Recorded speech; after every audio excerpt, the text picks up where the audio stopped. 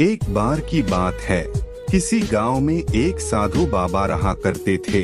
पूरे गांव में वह अकेले साधु थे जिन्हें पूरे गांव से कुछ न कुछ दान में मिलता रहता था। दान के लालच में उन्होंने गांव में किसी दूसरे साधु को नहीं रहने दिया और अगर कोई आ जाता था तो उन्हें किसी भी प्रकार से गांव से भगा देते थे। इस प्रकार उनके पास बहुत सारा धन इकट्ठा हो गया था।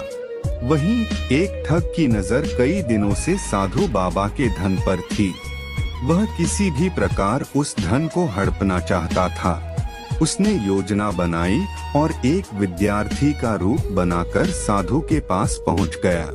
उसने साधु से अपना शिष्य बनाने का आग्रह किया। पहले तो साधु ने मना किया, लेकिन फिर थोड़ी देर बाद मान गए और ठग को अपना शिष्य बना लिया।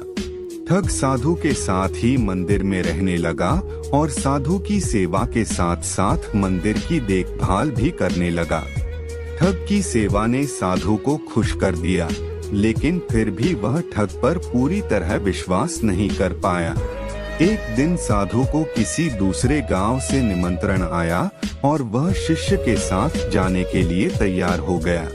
साधु ने अपने धन को भी अपनी पोटली में बांध लिया। रास्ते में उन्हें एक नदी मिली। साधु ने सोचा कि क्यों न गांव में प्रवेश करने के पहले नदी में स्नान कर लिया जाए। साधु ने अपने धन को एक कंबल में छुपाकर रख दिया और ठग से उसकी देखभाल करने की बोलकर नदी की ओर चले गए। ठग की खुशी का ठिकाना नहीं रहा।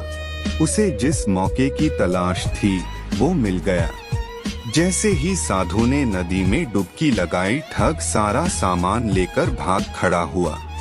जैसे ही साधु वापस आया तो उसे न तो शिष्य मिला और न ही अपना सामान। साधु ने ये सब देखकर अपना सिर पकड़ लिया। कहानी से सीख। हमें इस कहानी से यह सीख मिलती है कि कभी भी लालच नहीं करना चाहिए और न ही किसी की चिकनी चुपड़ी बातों पर विश्वास करना चाहिए।